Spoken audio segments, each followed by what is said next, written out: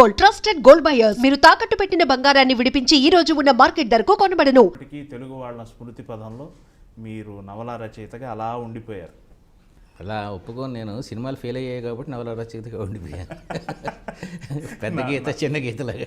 నా ఉద్దేశం అది కాదు, మీ నవలలు హిట్ అయ్యాయి కదా, సినిమాలుగా అదే సినిమాలుగా హిట్ అయ్యాయి కదా.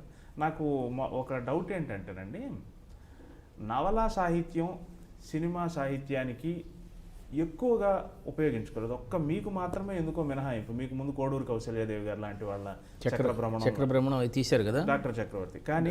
కానీ ఎదరపుడు సులోచన రాణి గారి తర్వాత ఈ తరానికి తెలిసి నవలలు సినిమాలుగా రావడం అనేది మీ విషయంలో ఎక్కువ జరిగింది. ఇంకెవరికి లేని గుర్తింపు మీకు మాత్రమే ఉంది. దానికి కారణం ఏంటంటే కోదండరామరెడ్డి గారు, కేఎస్ రామారావు గారు నవలా ప్రియులు. ఒక రైటర్ సులోచన రాణి గారు కానీ, కోడూరు కౌశల్యాదేవి గారు కానీ డైరెక్టర్స్తో అంత అటాచ్మెంట్తో ఉండటం కష్టం షూటింగ్స్ టైమ్స్లో వాటిలోనూ. సో వాళ్ళు నవలు రాసిన తర్వాత వీళ్ళు తీసుకునేవాళ్ళు. నేను కోదండరామరెడ్డి, రామారావు, చిరంజీవి వీళ్ళతో ఉండటం వల్ల నెక్స్ట్ ఏం చేస్తున్నావు వీరేంద్ర అని వాళ్ళు అడిగినప్పుడు ఇలా చేస్తే సినిమాకి పనికొస్తుంది కదా, అది కూడా ఆ యాంగిల్ కూడా ఆలోచించి అని చెప్పడం వల్ల నెక్స్ట్ నవల్ రాసే ముందు ఇది కూడా కొంచెం పాయింట్స్ పెట్టుకుంటే అలా వర్కౌట్ అయింది అంతే. అంటే సినిమాలను ఉద్దేశించి దాదాపు చిరంజీవితో చేసిన సినిమాను కొంచెం మామూలు నవలలాగే ఉంటుంది, కొంచెం హీరోయిజం, ధీరోదాతత అంటారు, అవి పెట్టుకుంటే అవి కోదండరామరెడ్డి ఓకే చేసేవాడు. అలా సినిమాలు వచ్చేసాయి. మీ సమకాలీన నవలా రచయితల్లో మీకు అప్పట్లో, అంటే మీరు వచ్చేప్పటికి మిమ్మల్ని ఎవరు ప్రభావితం చేశారు? నేను యాక్చువల్గా నవల రచన కాదండి. ఫస్ట్ నేను నవల రచన కాదు, చాలామందికి తెలియని నాటక రచయితని. నాటకాలు 10-15 రాసి ఉంటాను. దేశరాజు హనుమంతరావు అని డైరెక్టరు, ఆయన నేను కలిసి చేసాం. దాదాపు 10 సంవత్సరాలు చేసామండి. ఫ్రమ్ 73-74 నుంచి 81 వరకు చేసాం. 81లో నవల రచన ప్రారంభించాను. అప్పుడు ప్రభావితం చేసిన వాళ్ళు కుంబరు వేణుగోపాలరావు గారు, కొంతవరకు గోపిచంద్, బుచ్చిబాబు. ఆ తర్వాత పరిచయమైన వాళ్ళు విశ్వనాథ సత్యనారాయణ, అంటే నాకు పరిచయం, నేను కొంచెం చదవటం తెలుసుకున్న తర్వాత విశ్వనాథ సత్యనారాయణ గారు, కొంచెం ఇంగ్లీష్ పుస్తకాలు అవి చదివిన తర్వాత ఒక ప్రొఫెషన్గా తీసుకోవాలనే కోరిక కలిగింది. ఆంగ్ల సాహిత్య ప్రభావం చాలా ఉంది. మొదట్లో ఆంగ్ల సాహిత్య ప్రభావం వచ్చిన తర్వాత నేను దాదాపు ఇంగ్లీష్ పుస్తకం చదవటం మానేశాను. ఎందుకంటే ఏ పుస్తకం చదివితే ఇంత మంచి పుస్తకం మన తెలుగు వాళ్ళకు కూడా పరిచయం చేయాలనే ఫీలింగ్ తప్పుడు ఫీలింగ్ అది రైటర్కి. సొంత అభిప్రాయాలు ఉండాలి కదా, అందుకనే చదవటం మానేశాను అనమాట.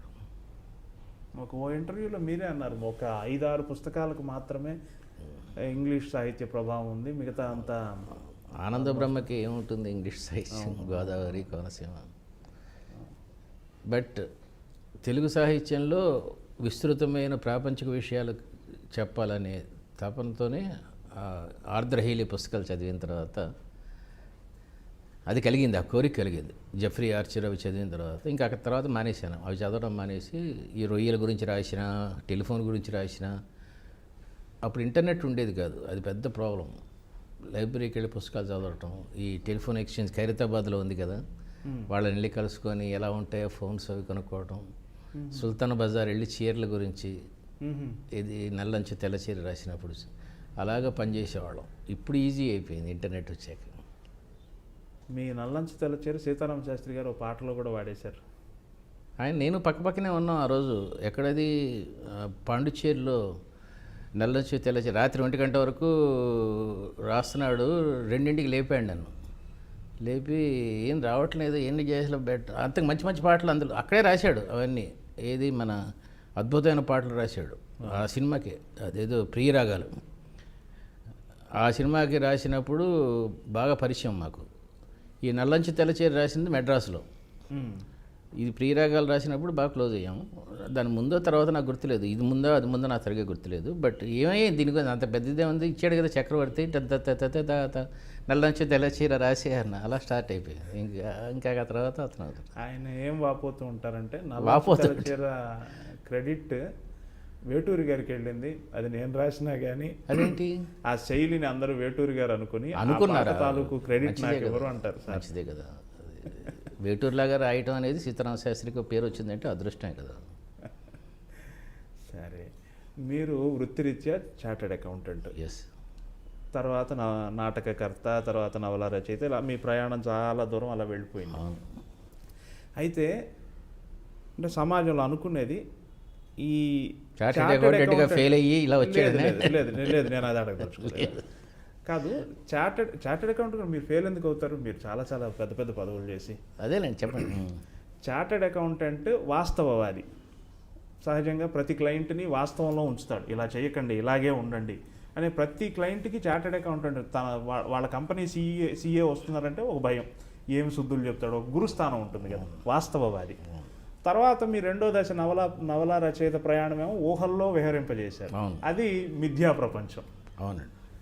ఆ తర్వాత మళ్ళీ మీరు తీసుకున్న మూడో ప్రధానమైన స్టెప్ ఏంటంటే వ్యక్తిత్వ వికాసం, మోటివేషన్, ప్రేరణ, ఇది ఎంచుకున్నారు. అవునండి. ఈ భావ ప్రయాణంలో అంటే ఉత్తర ధ్రువానికి వెళ్తున్నారు, దక్షిణ ధ్రువానికి వస్తున్నారు అన్నట్టుంది కదా, దీన్ని మీరు ఎలా అనాలిసిస్ చేస్తారు? స్ప్లిట్ పర్సనాలిటీస్ అండి. అంటే ఇప్పుడు ప్రకాష్ రాజు మంచి నటుడు, but he's also a good poet and good this, అలాగే విలనీ చేస్తాడు. ఈవెన్ ఒక దాంట్లో దీన్ని ఏమంటారంటే కార్పెంట్ ఏదో అంటారు, అంటే ఒక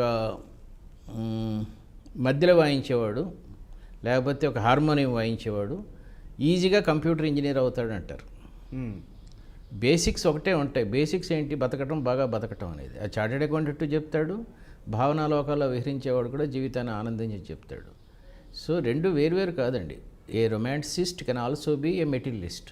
అది నా పుస్తకాల్లో తరచు రాస్తున్నది. అది నువ్వు మెటీరియలిస్ట్ అయ్యి బిజినెస్ కోట్లు సంపాదించి కూడా పడవలో వెళ్తూ చందమామను చూస్తూ హ్యాపీగా బతకచ్చు. ఇలా ఉన్నవాడు అలా ఉండకూడదు, అలా ఉన్నవాడు ఇలా ఉండకూడదు అని రూల్ ఏం లేదు. మీ నవలల విషయానికే వద్దాం. నవలల్లో కూడా మీరు మొదట రాసిన నవలల్లో ఒక రకమైన అంశాలు స్పృశిస్తే పోను దాని పీక్ తీసుకెళ్ళిపోయారు. వెన్నెల ఆడపిల్ల లాంటివి వచ్చేప్పటికైతే అసలు జనం యువత ఉర్రూతలుగే స్టేజ్. మీలో ఉండే ఆ రొమాంటిక్ కోణం, మీలో ఉండే ఆ ప్రేమికుడి గురించి చెప్పండి సార్. మీరు అంతగా ప్రేమైక భావనని స్పృశించారు, అంతగా భయపెట్టారు తులసీదళం లాంటివి. ఆ ప్రయాణం గురించి చెప్పండి సార్. యాక్చువల్గా మా ఇంట్లో మా మదర్స్ ఫాదరు వాళ్ళు 6 బ్రదర్స్ అండి. మేము 4 బ్రదర్సు. నాకు కొడుకు తప్ప కూతుళ్ళు లేరు. అసలు ఆడవాళ్ళు మా మదర్ తప్ప ఇంకెవరూ లేరు, నేను చూడలేదు. నాకు తెలిసినంత 18 ఏళ్ళు వచ్చే వరకు మదర్ తప్ప ఇంకెవరు తెలియదు నాకు. అయితే మా ఆంటీని అసలు ఆడవాళ్ళు అంటే ఒక అద్భుతమైన ఒక బ్రహ్మ సృష్టి అనే ఫీలింగ్తో ఉండేవాడిని 18 ఏళ్ళు వచ్చేవారు. ఆ మందాకిని క్యారెక్టర్ సృష్టించిన రమ్య అంటే వాళ్ళు అద్భుతమైన మేధావులు, సున్నిత మనస్కులు, వాళ్ళకి చీమ కుట్టినా తట్టుకోలేరు, ఈ ఫీలింగ్స్తో ఉండేవాడిని. అందువల్ల నా పుస్తకాలు కూడా అవే ఫీలింగ్స్ వచ్చి ఉంటాయి. ఇంకా తర్వాత వచ్చేసరికి 35 ఏళ్ళు 40 ఏళ్ళు వచ్చేసరికి కొంచెం ప్రపంచాన్ని చూడటం మొదలుపెట్టిన తర్వాత మనుషులందరూ ఒకటే, బలహీనతలు ఉంటాయి, బలాలు ఉంటాయి. మనం అనుకున్నట్టు అందరూ తెలివైన వాళ్ళు కాదు. ఈ వాస్తవమైన ఇది వచ్చేసరికల్లా ఈ తప్పు చేద్దాం రండి, ఇలాంటి పుస్తకాలు రాయడం మొదలుపెట్టాను. That comes with age only. ఇప్పుడు కూడా వెన్నెలో ఆడపిల్ల రాస్తే అసలు నేను రాయలేను కూడా, అంత భావకత్వం ఉండదు కూడా. ఇప్పుడు వచ్చిన ఫీలింగ్ ఏంటంటే మనుషులందరూ హ్యాపీగా బతకాలి అంటే ఫస్ట్ ఆరోగ్యం బాగుండాలి, డబ్బు ఉండాలి, కొద్దిగా కీర్తి ఉండాలి, జీవితం పట్ల ఉత్సాహం ఉండాలి, జ్ఞానం ఉండాలి. ఇలాంటి ఫీలింగ్స్ పెరిగే కొద్దీ భావకత్వం 6వ స్థానానికి వెళ్ళిపోతున్నాడు. చిన్నప్పుడు నేను సంపాదన లేని స్టేజ్లో లేకపోతే కొద్దిగా సంపాదించి ఇదే ప్రపంచం అనుకున్న స్టేజ్లో భావకత్వం డామినేట్ చేసింది. చాలా కటువైన ఎక్స్ప్లెనేషన్ ఇది. తర్వాత బతికే కొద్దీ ముందు ఫ్యాన్ ఉండాలిగా, ఏసీ ఉండాలి కదా, ఒక ఫ్రిడ్జ్ ఉండాలి కదా, భావకత్వం ఉండాలంటే ముందు ఇవన్నీ ఉండాలి అన్న ఫీలింగ్ వచ్చేసరికి ఆ కాన్ఫ్లిక్ట్లోంచి తర్వాత వచ్చిన రియలైజేషన్స్లో యువతకి ముందు నేను చెప్పేది ఏంటంటే, ఒక అమ్మాయి ముంగురులో ఆరబోసుకుంటే చూస్తూ కూర్చో, ఒక గంట సేపు కూర్చో, కానీ మిగతా 16 గంటలు డబ్బు సంపాదించడం, కీర్తి సంపాదించడం, ఆరోగ్యం కోసం ఎక్సర్సైజ్ చేయటం, ఇవన్నీ చెయ్యి అనే వాస్తవ యాక్చువలిజం అంటారు దీన్ని. ఇది పెరిగిందనమాట. అందువల్ల భావకత్వం తగ్గిపోయిందంటారా? తగ్గిపోవడం అంటే ఎస్కేపిజం అయిపోతుందండి. నేను ఇప్పుడు నవల్స్ అందరూ చలంలాగా ఒక స్త్రీ ముంగురులోనే జీవితాన్ని నువ్వు ఆకలి లేకుండా కూడా బతకచ్చు, ఒక దేవిలో చిన్న ఇల్లు కట్టుకొని ఒక స్త్రీతో సంవత్సరాల తరబడి యుగాల తరబడి ఉండొచ్చు అని రాసేవాడు కదా. అది భావకత్వం అనుకుంటే నేను ఇప్పుడు రాయలేను అట్లాంటివి. ఫస్ట్ నీకు ఒక వ్యక్తిత్వం సంపాదించుకొని నీ తల్లిదండ్రులను బాగా చూసుకుంటూ ప్రేమ పెట్టుకుంటూ పెద్దల పట్ల నీ పిల్లల పట్ల it's a different angle. It does not mean భావకత్వం లేదని కాదు, బట్ ఇట్ ఈజ్ కింద పొరల్లోకి వెళ్ళిపోతుంది, పై పొరలన్నీ ఇవి ఉంటాయి. వాస్తవాలు. That's what I believe. చలంగారి ప్రస్తావన మీరే తెచ్చారు కాబట్టి నేను ఒక ప్రశ్న అడుగుతాను. చలంగారు స్త్రీవాదం, స్త్రీలని చాలా బలంగా ఉండాలి, అగ్రెసివ్గా ఉండాలి, అట్లాంటివి ఏదో చేశారు. చేయలేదండి. ఆయన అంటారు కానీ మీరు మైదానం తీస్తే ఆ అమ్మాయి ఎవరినో ప్రేమిస్తుంది, ఇంకెవడితోనో వెళ్ళిపోతుంది, మళ్ళీ వాడు వదిలేస్తే ఇక్కడికి వస్తుంది. ఒక మ్యూజిక్స్ ఒకటే అద్భుతమైన స్త్రీవాదంతో రాశాడు ఆయన. ఇంకా 2-3 పుస్తకాలు రాశాడు. అంతే తప్ప ఆయన ఆపాదించారు ఈ స్త్రీవాదులు. అయితే నేను అడగబోతుంది ఏంటంటే, నాకు ఒక ప్రముఖ రచయిత చెప్పారు, లక్ష్మీనారాయణ అని, ఆయన గుంటూరు ప్రాంతంలో ఉంటారు. చలంగారు చివరిలో తను చేసిన పనికి బాధపడ్డారట. తెలియదు నాకు, ఐడియా లేదు. ఏం బాధపడ్డారంటే, స్త్రీవాదాన్ని నేను ఎంతగా ఈ దృక్కోణంలోకి తీసుకెళ్ళి కొంత సమాజానికి చెడు సంకేతం ఇచ్చారు, ఆయన బాధపడ్డారని అంటారు. నేను మీ ఇంటర్వ్యూలో కూడా మీరు తులసీదళం పట్ల మీరు కొంచెం రిగ్రెషన్, నేనేదో చందమామ కథలాగా అందరూ చదివి ఆనందిస్తారని రాసుకుంటే దాన్ని చేతబడి ఉన్నాయని ఫీల్ అయ్యేవాళ్ళు కొంతమంది, వీళ్ళందరికీ ఆపాదించుకొని ఎండమూరు కూడా రాశాడు చేతబడి ఉందని అని రాశారు. నేను ఆ స్టేజ్లో ఐ వాజ్ 32 years old. పెద్ద సామాజిక స్పృహ, కమ్యూనిస్ట్ రచయితని ఒకప్పుడు. కానీ this is only a thought, చిన్న ఫ్యాంటసీగా ఒక పుస్తకం రాస్తే బాగానే ఉంటుంది కదా అనుకొని రాసిందే. దాని ముందు రొయ్యల గురించి రాశాను, దానికి ముందు స్టాక్ ఎక్స్చేంజ్ గురించి రాశాను, ఇది దెయ్యాల గురించి రాశాను. అంతే తప్ప ఇట్స్ ఎ ఫ్లో. దాని తర్వాత ఎప్పుడు రాయలేదు చూడండి. నేను తర్వాత 70 పుస్తకాలు రాసినా కూడా ఎక్కడ రాయలేదు తులసీదళం గురించి. రిగ్రెట్ అవటంలో తప్పే ఉంది, అందులో రాయకుండా ఉండుంటే బాగుండేదేమో. అలాగా రాసినా కూడా కొంచెం లాస్ట్కి వచ్చేసరికి రేషనలిస్టిక్ దృక్పథంతోనే ఎండ్ చేశాను. దానికి విమర్శకులు అన్నారు భయపడి ఇలా చేశాడండి. భయం ఏం లేదు, నేను ఇప్పుడు ముందు అనుకున్నప్పుడు కూడా రేషనలిస్ట్ దాంతోనే దెయ్యాలు లేవు, ఏం లేవు, ఇట్స్ ఆల్ ఫియర్ అని చెప్పి ఎండ్ చేశాను పుస్తకం. వ్యక్తిగతంగా మీరేంటి హేతువాదా? నాకు వర్డ్స్ నాకు తెలియవు కానీ నేను ఎప్పుడన్నా నేను గుడికి వెళ్ళి ఆల్రెడీ ఒక 35-40 years అయి ఉంటుంది. ఎప్పుడన్నా రాఘవేంద్ర గారు జగదేక వీరుడు అతిలోక సుందరి, రాఘవేంద్ర మంత్రాలయంలో అశ్వమేధం ఈ కాపీస్ పెడుతూ ఉంటాడు ఆయన గుళ్ళో. అప్పుడు తీసుకెళ్తాడు మమ్మల్ని అందరినీ. జంజాల మేము అప్పుడు వెళ్ళాం. అప్పుడు మాత్రం మూల నిలబడి చూస్తూ ఉంటాయి, ఈ విగ్రహం కోసం ఇట్లా వస్తున్నారు, తిరుగుతున్నారు, ఇదే అనుకుంటూ ఉంటాను తప్ప అలా అని దేవుడు లేడా లేదా నాకు సంబంధం లేని విషయం. 3 రకాలు ఉంటారండి మనుషులు. 2 విషయాలు స్పష్టంగా చెప్తారు కదా దీంట్లో. 2 రకాలు 3 రకాలు మీరందరూ 2 రకాల మనుషులు అంటారు. మేము 3వ రకం మనుషులు. అంటే దేవుడు ఉన్నాడనేవాళ్ళు కొంతమంది, దేవుడు లేడనేవాళ్ళు కొంతమంది, దేవుడితో మాకు సంబంధం లేదనేవాళ్ళు కొంతమంది. మేము 3వ రకం. మాకు దేవుడితో ఎందుకు సంబంధం ఉండాలి? మేము హ్యాపీగానే ఉన్నాము, మాకు ఏమీ లేవు సమస్యలు అసలు. మేము ప్రార్థించాం. బట్ ఈ ప్రకృతి సృష్టించింది, ఇంత ఆనందాన్ని ఇచ్చింది, ఇదంతా దేవుడే అని మీరు పేరు పెడితే మాకేం అభ్యంతరం. We are happy that he is helping you.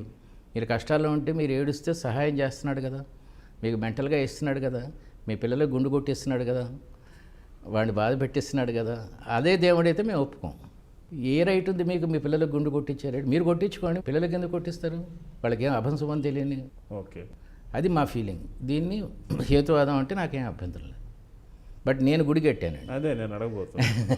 కాకినాడలో సరస్వతీదేవి విగ్రహం పెట్టింది ఎందుకంటే పీపుల్ బిలీవ్ ఇట్. అక్కడికి ట్రైబల్ స్టూడెంట్స్ వస్తారు, వాళ్ళు ఆడుకుంటారు, స్విమ్మింగ్ పూల్ ఉంది, క్రికెట్ ఆడతారు, బాతులు ఉంటాయి, కలవ పూలు ఉంటాయి, చిన్న చిన్న గేలం వేసి చేపలు పెట్టి ఇవి ఉంటాయి. అంత రోజంతా నాతో గడుపుతారు. లాస్ట్లో తీసుకెళ్ళి వాళ్ళు నమ్ముతారు కాబట్టి కొన్ని ఒట్లే ఇస్తా. పెద్ద అయిన తర్వాత తల్లి తండ్రిని వదిలిపెట్టద్దు, సెల్ ఫోను వాడకం తగ్గించండి, ఇలాంటి 4-5 ఒట్లే ఇస్తే ఏమైనా కొద్దిమంది అన్నా మారతారేమో అని వాళ్ళ నమ్మకం మీద నేను చేసే ప్రయోగం తప్ప, ప్రయత్నం తప్ప. నేను దేవుడి దగ్గరికి వెళ్ళి నమస్కారం పెట్టి నాకు ఈరోజు కుమార్ గారితో, యమునా కిషోర్ గారితో ఇంటర్వ్యూ ఇప్పించి దేవుడా అని ప్రార్థించాను. సో మీరు హాఫ్ ఏథిస్ట్ అని వచ్చాము. ఏమో నాకు తెలియదండి అసలు. ఎథిస్ట్ అంటే ఏంటో, థీస్ట్ అంటే ఏంటో నాకు తెలియదు. నేనైతే ప్రార్థించను. బట్ ఐ బిలీవ్ కొంతమంది ఇప్పుడు తాగుబోతులు ఉంటారు, పిచ్చిగా తాగి ఆనందిస్తారు. కొంతమంది గుడికి వెళ్ళి పొర్లుతో ఆనందిస్తారు. రెండో ఆనందంలో ఆరోగ్యం పాడవదు, డబ్బులు ఖర్చు లేదు. So that is happy. వాళ్ళ ఆనందం కదా ముఖ్యం అన్నిటికన్నా. తాగడం కన్నా అది బెటర్ కదండి. అది నా ఫీలింగ్ అండి. మీరు ఓ ఇంటర్వ్యూలో ఓపెన్గానే చెప్పారు, నేను చాలా పేద కుటుంబం నుంచి వచ్చాను న్యాచురల్లీ ఎస్. అని చాలా ఓపెన్గానే చెప్పారు.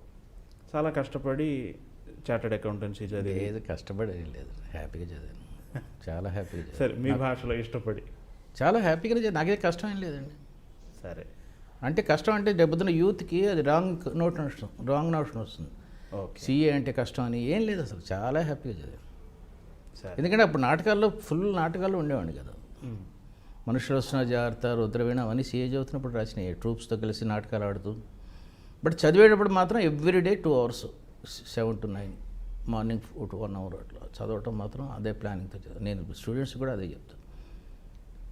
మీరు ఇంకొకటి చెప్తారు, మీరు ఇంట్లో నేను పెరగలేదు, మేనమామ ఎప్పుడు పెరగలేదండి, అందరి దగ్గర పెరిగాను. మా ఫాదర్ మదర్ దగ్గర పెరిగింది ఒక 1 year or 2 years ఇప్పుడు.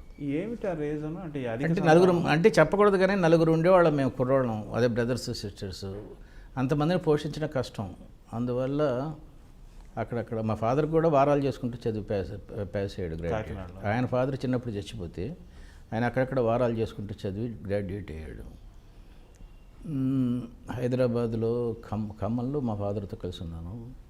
కాకినాడలో మా తాతగారి ఇంట్లో, అంటే తాతగారి దూరంతో, అందరి దగ్గర అక్కడక్కడ ఉండి బతికాను. అందుకే ఆనంద బ్రహ్మలో ఛాయలు బాగా కనబడతాయి, మందాకిని అవి. ప్రాపర్ ఎక్కడ సార్ అసలు మీ పూర్వీకులు? ప్రాపర్ అంటూ ఏం లేదండి, మా మదర్ది భద్రాచలం, మా ఫాదర్ది కోనసీమ దగ్గర అమలాపురం. ఓకే.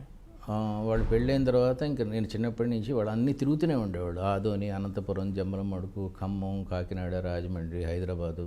నేను హైదరాబాద్లో ఇంటర్మీడియట్ 10th class చదివాను, graduation PR college, 8th class 9th class Khammam, అంతకుముందు జమ్మలమడుగు, దాని ముందు ఆదోని, కడప, అలా అలా చదువుకుంటూ వచ్చి అదే కూడా ఒక రకంగా రైటర్గా హెల్ప్ చేసి ఉంటుంది బహుశా, పాత్రల్లో సృష్టించుకోవడానికి. విస్తృతమైన ప్రపంచాన్ని చూసే అవకాశం దొరికింది అట్లా. నాటక రచయిత నుంచి నవల రచయితకి మారే సందర్భంలో ఈ సంఘటన నన్ను ప్రేరేపించి నేను నవల రచన వైపు వచ్చాను, అట్లా ఏం చెప్తారు మీరు? చెప్పాను, చాలా లాంగ్ బ్యాక్ చెప్పాను. ఇది ఎప్పుడు బస్సులో వెళ్తుంటే బాగా తెలిసిన రైటర్, అతని పేరు మర్చిపోయాను, నాటకాలు రాయటం కాదయ్యా నవలలు రాయి అన్నాడు. అతనికి ఒకటే నవల పబ్లిష్ అయింది. నిజంగా నాటకం రాసేవాడికి ఇవన్నీ చాలా చిన్న విషయాలండి, సినిమాలు నవల్స్ రాయటం అనేది చాలా. నాటకం అంటే 1 hour 2 hours అక్కడ కూర్చోబెట్టి మొత్తం పబ్లిష్.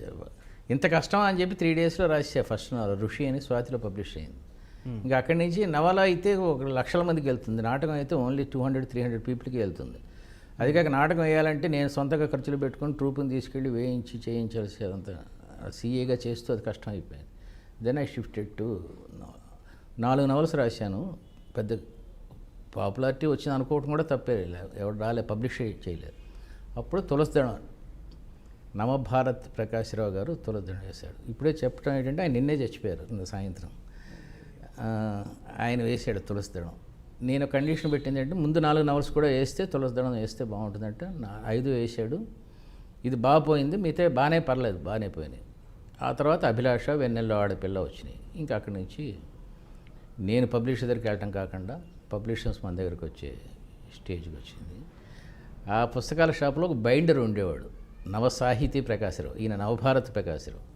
ఆయన అన్నాడు, చాలా భేద స్థితిలో ఉన్నాను, ఒక పుస్తకం వేసుకుంటానండి, పెద్ద రెమ్యునరేషన్ కూడా ఎక్కువ ఇచ్చుకోలేను, బాగా వేస్తాను పుస్తకం అంటే, సరే వేసుకో అన్నాను. వేసుకుంటే ఆయన వెన్నెల్లో ఆడపిల్ల వేసాడు.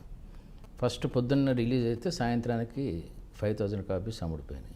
నెక్స్ట్ డే మళ్ళీ పబ్లిష్ చేస్తే 3-4 daysలో ఇంకో 5,000. ఆ తర్వాత దాదాపు నా పుస్తకాలన్నీ మా ఆయన కూడా ఒక 3 years బ్యాక్ చచ్చిపోయారు, ఆయన కొడుకు చూస్తున్నాడు ఇప్పుడు. ఆయన ఈ పుస్తకాలతో అంటే సంపాదించిన పదం ఎంత ఎదిగాడంటే, ఆయన ఇంటి మీద పోలీస్ రైడింగ్ జరిగింది, అదే ఇన్కమ్ ట్యాక్స్ రైడింగ్ జరిగింది, sorry police riding, income tax raiding. అంత బాగా ఉచ్చ స్థితికి వచ్చాడు ఆయన. దట్ ఈజ్ నేను గర్వంగా చెప్పుకునే పాయింట్. పబ్లిషరు సార్, ఈ నవలలకి వీటన్నిటికీ ఆదరణ ఉండి దానికోసం కళ్ళు కాయలు కాచేలాగా ఎదురు చూసి ఆ యుగాన్ని మీరు చూసారు, ఆ టైంను మీరు ఎంజాయ్ చేశారు కదా. మీరు చూస్తుండగానే పీక్కి వెళ్ళింది, మీరు చూస్తుండగానే మళ్ళీ ఆ మార్కెట్ అంతా క్రమక్రమంగా తగ్గుతుంది. నవలలకి తగ్గి మళ్ళీ వేరే మాధ్యమాలు పుంజుకోవటం ఇవన్నీ జరిగాయి కదా. అప్పుడు బాధపడ్డారా సార్ మీరు? లేదు, బాధ ఎందుకు, ఏం లేదు. It's a passion, writing is a passion for me.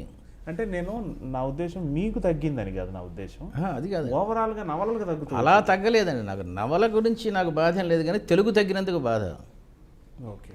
పిల్లల్లో ఎంత అద్భుతమైన తెలుగండి మంది బాల రసాల సాల దగ్గర నుంచి, ఆపురి బాయకుండ దగ్గర నుంచి, ఓయమ్మ నీ కుమారుడు, ఇలాంటివన్నీ తెలియవు మన పిల్లలకి.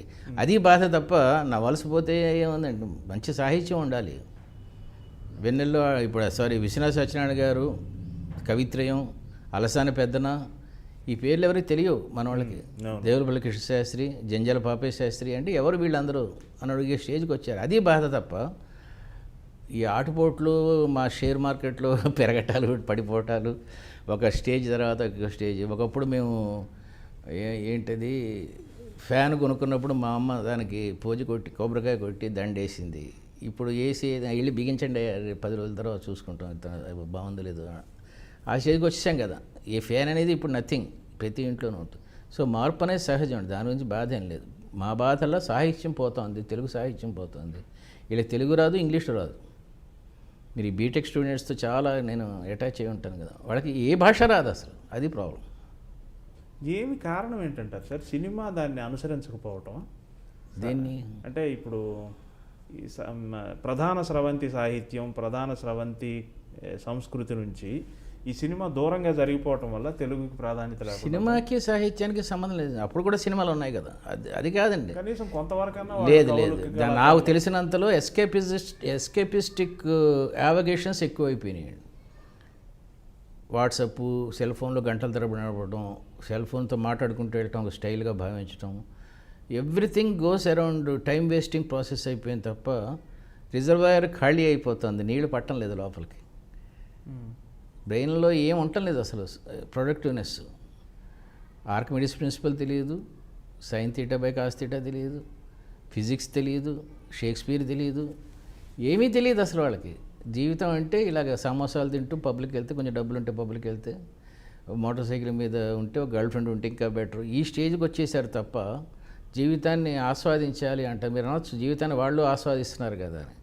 ఇక్కడ తేడా ఏంటంటే, నేను జీవితాన్ని ఆస్వాదిస్తుంటే ఇప్పుడు నాకు 70 ఏళ్ళు, రేపు నవంబర్కి 71 వస్తాయి. ఈ స్టేజ్లో కూడా కొంచెం ఆరోగ్యంగానే ఉన్నాను కదా, మెట్లు నడిచే వచ్చాను కదా. ఈ స్టేజ్కి వాళ్ళు ఉండటం లేదండి. ఈ సమోసాలు, పిజ్జాలు తినటం, ప్లస్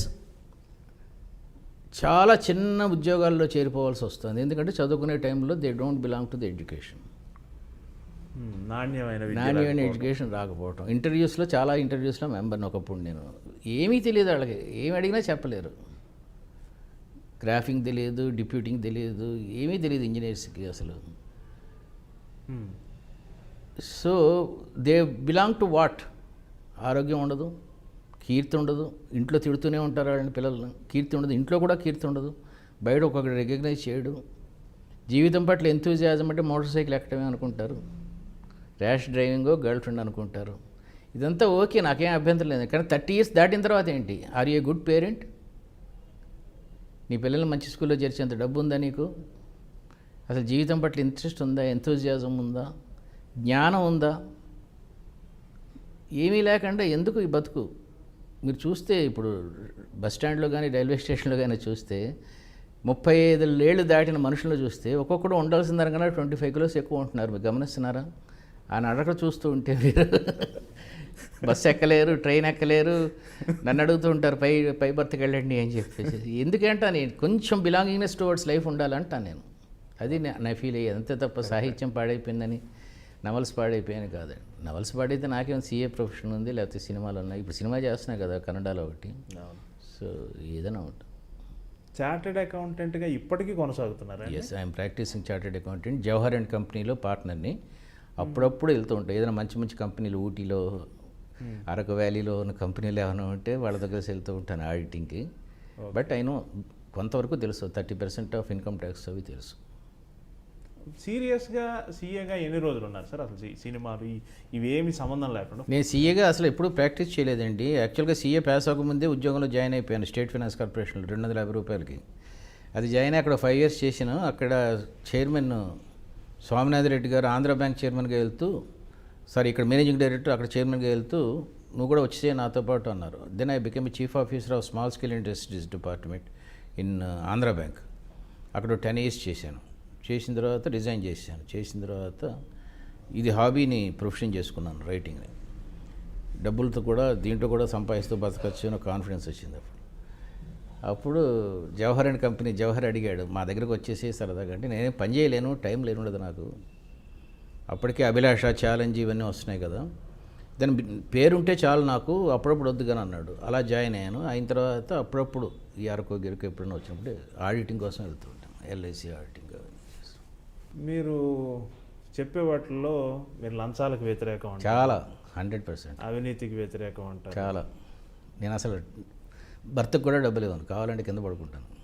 టీసీకి టీటీ అంటారు కదా, టీటీ. ఇది ఏంటి, దీనికి ప్రేరణ ఏంటి మీకు? నా హ్యాపీనెస్, నాకు దాని ప్రేరణ ఏముంది? చిన్నప్పుడు చాలా భేద స్థితిలో ఉన్నప్పుడు కూడా అసలు నేను స్టేట్ బ్యాంక్ కార్పొరేట్, నేను ఆంధ్ర బ్యాంకులో ఉంటే నేను 200 crores-కి అధిపతిని, from Kanyakumari to Kashmir, just సంతకం అయినది. అయినా కూడా నెవ్వర్ అసలు స్కూటర్ మీద తిరిగినా సరే వచ్చిన వాడికి కాఫీ ఇచ్చి సంతకం పెట్టేవాడు. ఎందుకు అట్లా అయిపోయింది. I love that. ఏం చేసినా డబ్బు సొంతంగా సంపాదించుకోవాలని ఫీలింగ్. ఒకడే కొడుకు నాకు, వాడు పుట్టగానే ఆపరేషన్ చేయించుకున్నాను, డబ్బులు లేవు కదా ఎక్కువ. అలా ఉండటం నా థీరీ అండి. అంటే ఇదంతా చెప్పటం గర్వంగా చెప్పడం కాదు, ఎవరైనా ఒక యూత్ ఎవరైనా వింటే తెలుసుకుంటారని చెప్పటం. సినిమాల్లో బాగా బిజీ అయినాక పెద్ద పెద్ద వ్యక్తులతో సాన్నిహిత్యం వచ్చాక, పెద్ద వ్యక్తులు అంటే పెద్ద వ్యక్తులు ఇన్ ద సెన్స్ సినిమాలో పెద్ద వ్యక్తులు, ఉదాహరణకు చిరంజీవి గారు, డైరెక్ట్గానే అడుగుతాను. చిరంజీవి నాకన్నా చిన్నోడు అండి, వయసులో చిన్నవాడు. అంటే అతని ప్రొఫెషన్లో ఆయన గొప్ప స్థితిలో, నా ప్రొఫెషన్లో మీరు గొప్ప. నేను అడిగేది నా ఉద్దేశం ఏంటంటే, ఇంత స్టార్డమ్ వచ్చినా కూడా దాన్ని కూడా డబ్బుగా మార్చే పెద్దగా ప్రయత్నం చేయలేదు అని అంటారు కదా ఎవరు? మీరు. నాకు అర్థం కాల, నిజంగా అర్థం కాల. నేను అనేది ఏంటంటే, నా రెమ్యునరేషన్ నాకు ఇచ్చేవాళ్ళు చాలా తక్కువే, కానీ రెమ్యునరేషన్ ఇచ్చేవాళ్ళు. నేను అడుగుతుంది కూడా అదే. మీ నవలలు చాలా వ్యాపారం చేయదగిన చాలా పెద్ద వస్తువులైనా కానీ పరిమితంగానే తీసుకుని మీరు తప్పించేశారంటారు కదా. అది కష్టం, ఎందుకంటే కేఎస్ రామారావే దాదాపు నా పుస్తకాలన్నీ చేసిన అతను, దాదాపు 6 పుస్తకాలు 7 పుస్తకాలు 8 పుస్తకాలు చేసినట్టు గుర్తు. మిగతా అన్నీ 4-5 పుస్తకాలు మిగతా వాళ్ళు చేశారు. కేఎస్ రామారావు స్టోర్పురం ఆయనకి డైరెక్షన్ చేసినప్పుడు కూడా ఆయన ఎంత ఇస్తే అంత తీసుకెళ్ళి ఇంట్లో ఇచ్చాను తప్ప, ఎందుకు మొదటి నుంచి నాకు డబ్బు పట్ల అంత లేదండి, ఇంట్రెస్ట్ లేదు, అంత ఇంట్రెస్ట్ లేదు డబ్బు పట్ల. బట్టలు కూడా ఎక్కువ కొనుక్కోవటాలు అవేం లేవు అసలు. మీరు యువతకు ప్రబోధించేది కూడా డబ్బుకి ఎక్కువ ప్రాధాన్యత ఇవ్వద్దు అనే చెప్తారు. కంఫర్ట్స్కి ఉండాలండి, ఎగ్జిబిషనిజం అక్కర్లేదంట. ఎగ్జిబిషన్ ఇప్పుడు మా అబ్బాయి నాకు BMW కారు పంపించాడు బర్త్డేకి, వెంటనే మరుసటి రోజు వాళ్ళకి వెనక్కి పంపించేసాను. గర్వంగా చెప్పుకోవడం. నాకు ఎందుకు BMW హైదరాబాద్లో చెప్పండి, అసలు మామూలు మారుతే తిరగదు ఇక్కడ. ఏదో ఎండమూరికి BMWలో వస్తే స్టూడియోలో అందరూ దిగుతారు, హ్యాపీగా చెప్పు. నాకు ఎందుకు చెప్పు? They have to recognise my worth by my writings, not by my BMW car. ఆ మెంటాలిటీ నాది. సో సింపుల్ కారు, సింపుల్ ఇది. బట్ లగ్జరీస్ అక్కడ కానీ కంఫర్ట్స్ ఉండాలి కంపల్సరీ. ఏసీ రూమ్లో పడుకుంటాను ఇప్పుడు కూడా. అందుకన్నా 10 ఏసీలు పెట్టుకోక్కర్లేదు కదా. బెడ్రూమ్లో స్విమ్మింగ్ పూల్ అక్కర్లేదు కదా. స్విమ్మింగ్ పూల్ ఎలాగో పెట్టుకోవచ్చు కావాలంటే, పెద్ద ఎందుకని. అది నా ఉద్దేశం. మీరు రచయితగా కానివ్వండి లేదా సినిమా మనిషిగా కానివ్వండి, మీరు పొందిన మ్యాక్సిమం ప్రయోజనం ఏంటని మీరు అనుకుంటున్నారు? మీ పాయింట్ ఆఫ్ వ్యూలో మీకు కలిగిన లాభం ఏంటని, ఈ స్థితి లేదా ఈ ప్రయోజనాన్ని నేను పొందగలిగాను అంటే మీరు ఏం చెప్తారు? ఇప్పుడు ఉదాహరణకు డైరెక్ట్గానే అడుగుతాను, చెప్పండి. ఉదాహరణకు నేను ఒక యాడ్ ఫిల్మ్ మేకర్ని. నేను నా అధమమైన బుద్ధి కానివ్వండి ఏమైనా కానివ్వండి, నా 10 ఏళ్ల కెరియర్లో నేను ఇన్ని కోట్లు సంపాదించాను, ఇది నేను అచీవ్మెంట్ అని నేను అనుకుంటాను, నా పాయింట్ ఆఫ్ వ్యూ. ఓకే. మీరు డబ్బుకు ప్రాధాన్యత ఇవ్వరు. మీ రచయితగా మీ పాయింట్ ఆఫ్ వ్యూలో మీరు సాధించిన ప్రయోజనాన్ని మీరు ఎలా చెప్తారు? ఫస్ట్ నేను కథలు రాసినప్పుడు షేక్ హ్యాండ్లు గీక్ హ్యాండ్లు అవన్నీ వచ్చినప్పుడు, అదిగో వినరా చప్పట్లు అన్న ఫీలింగ్ వచ్చినప్పుడు ఆ ఫీలింగ్ బాగుండేది. అదొక ప్రయోజనం. నవలు రాస్తున్నప్పుడు, తులదనం రాస్తున్నప్పుడు ఆంధ్రభూమి అలా పెరిగిపోతూ ఉండేది. 2,20,000 వరకు సర్క్యులేషన్ పెరిగిపోయింది. ఆ అచీవ్మెంట్స్ అన్నీ రెగ్యులర్గా ఆనందం ఇస్తూ ఉండేది. తర్వాత చిరంజీవితో పరిచయం, కోదండరామిరెడ్డి, చిరంజీవి, అదొక డిఫరెంట్ గ్రూపు. ఆ గ్రూప్తో కలిసి కొంతకాలం ఒక 7 ఇయర్స్ తిరగటం, ఫ్లైట్లో తిరగటం ఒక గొప్ప ఆనందం. ఇలాంటి చిన్న చిన్న ఆనందాలతో సంతృప్తి పడే మనస్తత్వం ఉన్నది. ఎప్పుడైతే సినిమాలు బోర్ కొట్టినాయో ఇంకా లాభం లేదు. స్టోర్పురం ఫెయిల్ అయిన తర్వాత ఇంకో 2-3 సినిమాలు కూడా తీసాం, కానీ అదేం పెద్ద వర్కౌట్ చేసాం కానీ అవ్వలేదు. ఇమీడియట్లీ పట్టాభిరాము ఈ ఫీల్డ్లోకి రా అన్నాడు. It's a wonderful field, giving lectures to the students. వాళ్ళు అట్లా వింటూ ఉంటారు, చాలా బాగుంటుంది. ఒకళ్ళిద్దరు మారుతూ ఉంటారు. విజయానికి 5 మెట్లు, 2 crores సేల్స్ అవ్వడం అనేది తెలుగు సాహిత్యంలో గొప్ప అచీవ్మెంట్. సో మీరు అన్నారు ₹1,00,00,000 సంపాదించి నేను అచీవ్మెంట్ చేశానని. మీరు అన్నారు ఇప్పుడు. నా పాయింట్ మీ పాయింట్ ఆఫ్ వ్యూలో అన్నారు కదా, ఇలాంటి అచీవ్మెంట్స్ నాకు దాదాపు 3 నెలలకు ఒకటి వస్తూనే ఉంటుంది. అదే నేను అదే ఫీలింగ్. ₹1,00,00,000 బ్యారియర్ కాదు అక్కడ. ఒక మంచి చప్పట్లు కొట్టడం, ఒక పుస్తకం అమ్ముడుపోవడం, మీకు యాడ్ ఫిల్మ్ ఒకటి బ్రహ్మాండంగా ఉందని మీకు వస్తే ఇంకో యాడ్ ఫిల్మ్కి ఇన్స్పిరేషన్ వస్తుంది కదా. ఆనందం అనేది నిరంతరం. ఎక్కడైతే ఆనందం తగ్గిపోయిందో ఆ ఫీల్డ్ వదిలేసి ఇంకో ఫీల్డ్కి వెళ్ళడం మొదలుపెట్టాను. మీరు గమనించి ఉంటే నా జీవితాన్ని సీఏ చదువుతున్నంతసేపు ఆనందంగా చదివాను. సీఏ అయిపోయింది. ఉద్యోగం అంత కంఫర్టబుల్గా లేను ఉద్యోగంలో. ఎందుకంటే it's not my bread and but, అది సారీ దాన్ని ఏమంటారు దాన్ని ఇంగ్లీష్లో, నా ప్రవృత్తి కాదు ఆ ఉద్యోగం చేయటం అనేది. బట్ కంపల్సరీగా డబ్బుల కోసం, బతకడం కోసం అప్పుడే పెళ్ళి అవటం, పిల్లలు పుట్టడం, అది ఒకటే అబ్బాయి పుట్టడం, దానికోసం చేయాల్సి వచ్చింది. ది మూమెంట్ నేను కంఫర్ట్గా ఉన్నాను, ఇంక అక్కర్లేదు, ఒక 10 లక్షలు బ్యాంకులో ఉన్నాయి, 10 లక్షల మీద నెలకు 10,000 వస్తుంది అనుకున్న టైంలో రిజైన్ చేశాను. అక్కడి నుంచి ఇంకా జీవితం అంతా ఆనందంగా ఉండటం మొదలుపెట్టాను. చాలా ముక్కుసూటిగా మాట్లాడతారు. ప్రతి అభిప్రాయాన్ని కుండబద్దలు కొట్టినట్టు చెప్తారు కదా. అందరూ అలాగే మాట్లాడతారండి. వాళ్ళతో అవసరం ఉన్న వాళ్ళతో మాత్రమే లౌకికంగా మాట్లాడతారు. అవసరం లేకపోతే నాకు ఎవరితో అవసరం లేదు కాబట్టి కుండబద్దలు కొట్టినట్టు మాట్లాడతారు. అయితే ఈ గుణం వల్ల మీరు కొంతమంది వ్యక్తులకు దూరం అయ్యారు అంటారు కదా. వాళ్ళు నాకు దూరం అయ్యారు, అంతే. నేను వాళ్ళకి దూరం అయ్యాను. పరస్పరం లేదే, నేను ఎవరికి దూరం లేదు, అందరినీ కౌగిలించుకుంటాను. వాళ్ళు ఎక్కడో గిల్ట్ ఫీలింగ్ ఉండి దూరం అయి ఉంటారు. వాళ్ళు నాకేం డైరెక్ట్గానే అడుగుతారు. చెప్పండి. చిరంజీవి గారు ప్రజారాజ్యం పెట్టినప్పుడు మీరు చాలా నిర్భయంగా స్టేట్మెంట్ ఇచ్చారు. నిర్భయం ఏముంది, వాస్తవంగా స్టేట్మెంట్ ఇచ్చారు. వాస్తవంగానే సరే మీరు అన్నట్టే వాస్తవంగా స్టేట్మెంట్ ఫ్రెండ్ ఇవ్వకపోతే ఎవడిస్తాడు? దాదాపు మీరు అన్నట్టే జరిగింది. మీరు 30 సీట్లు జరగకపోయినా నేను ఆ ఫీలింగ్ నమ్మేవాడిని. ఇప్పుడు చిరంజీవి చీఫ్ మినిస్టర్ అయినా సరే అనవసరంగా మంచి యాక్టర్ పోయాడు, చీఫ్ మినిస్టర్ అయ్యాడు అని ఉండేవాడిని. మీరు 30 సీట్లు వస్తాయంటే అక్కడ 18 సీట్లే వచ్చాయి. అది ఏదో 30 నోటుకు వచ్చిన మాట అని ఉంటే ఏంటి వస్తాయో తెలియదు. కానీ అతని మనస్తత్వానికి ఆ ఫీల్డ్ కుదరదు. అతను నిజాయితీగా ఏదో ముక్కుసూటిగా అందరినీ కూడగట్టుకునే విధానం అవి లేవు అతనికి. ఒక ఎవడొచ్చినా, ఎంత రౌడీ వచ్చినా మెజము చేయాల్సిన ఫీల్డ్ అది రాజకీయం అంటే. అలాంటి అలవాట్లు కానీ అలాంటి ఇవి లేవు ఇతని క్వాలిటీస్. సో నెగ్గుకు రాలేడని నాకున్న అసోసియేషన్స్ చెప్పాను. దానికి పెద్ద అనాలిసిస్ ఏముంది. రాజకీయం అంటే చాలా కష్టం అండి. ఇది నేరుగా చెప్పే ప్రయత్నం చేశారా సార్ మీరు? మొదట్లో ఫస్ట్ బిగినింగ్లో అతను ఆలోచన చెప్పినప్పుడు ఓకే. ఎందుకు వచ్చిన గొడవ ఇప్పుడు చిరంజీవి మనకి ఇవన్నీ ఒక 1 year బాగా ట్రై చేసి అంత కూడగట్టుకొని ఎక్కడ ఒక అరాచకం, ఇప్పుడు పవన్ కళ్యాణ్ చేస్తున్నాడు చూడండి, ఎక్కడ చేసినా ఒక జనసేనలాగా ఒక ప్రజాసేన వెళ్ళి ముందు అసోసియేషన్ చేసి కష్ట నష్టాలు తెలుస్తాయి. అక్కడ లాడ్జింగ్ సరిగ్గా ఉండకపోవచ్చు, అక్కడ రాత్రి ఉండాల్సి రావచ్చు, యూత్ ఎలా బిహేవ్ చేస్తారో తెలుస్తుంది. ఇవన్నీ చేసిన తర్వాత చేస్తే బాగుంటుందని చూచాయిగా చెప్పాను. But anyhow I did not poke my nose. ఆ అఫేర్స్లో 10 ఏళ్ళలేదు లోపలికి. ఆ అగాధం దాదాపు 10 ఏళ్ళు అలాగే ఉంది. 10 ఏళ్ళు ఏంటి, అగాధం ఏం లేదండి. మొన్న కూడా కలిసాక ఇప్పుడు అగాధం ఇన్ ద సెన్స్ మిస్కమ్యూనికేషన్ అనుకుందాం. మిమ్మల్ని వాళ్ళు అర్థం చేసుకోలేదు కాదండి. నా ఉద్దేశం ఏంటంటే ఏ ఫీల్డ్తో ఉంటే ఆ ఫీల్డ్లో కలిసి ఉంటామండి. నేను సినిమా ఫీల్డ్ మానేశాను కదా పూర్తిగా. మీరు అలా అంటే మరి ప్రజారాజ్యం పెట్టకముందే చిరంజీవి ఇల్లు కట్టుకున్నాడుగా రాజమండ్రిలో, హైదరాబాద్లో. ఆయన ఇల్లు ఎక్కడో తెలియదు నాకు ఇంతవరకు. జూబ్లీ హిల్స్లో కట్టాడని తెలుసు, బట్ వెళ్ళలేదు. ఎందుకంటే మాకు లేదు నాకు ఆ ఫీల్డ్. ఇప్పుడు నేను ప్రస్తుతం పర్సనాలిటీ డెవలప్మెంట్.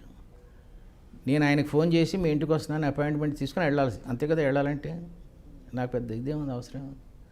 నాకు ఎవరి ఇల్లు తెలియదు అసలు. రాఘవేంద్ర గారి ఇల్లు తెలియదు, మా కోదండరావు ఇల్లు తెలియదు, కేఎస్ రామారావు ఇల్లు తెలియదు, చిరంజీవి ఇల్లు తెలియదు. ప్రామిస్ సరస్వతి కొట్టేసి నాకు ఎవరి ఇల్లు తెలియదు హైదరాబాద్లో.